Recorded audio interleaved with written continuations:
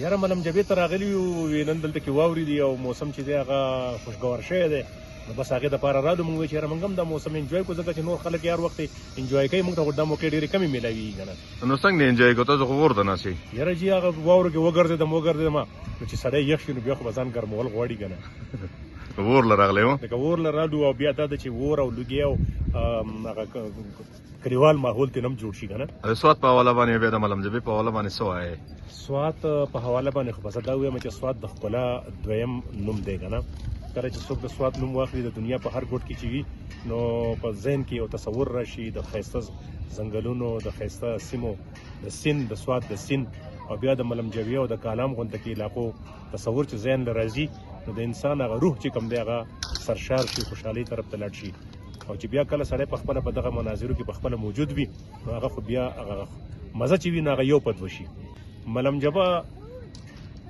د هغې په باره کې به زه تا ته څه ووایم او الله پاک چې څونه ښکلا ده ټول یې هم دې له ورکړې ده او د هر ځای کې خپل خوندونه دي خپل رنګونه دي خو د ملم جبې خپل رنګ دی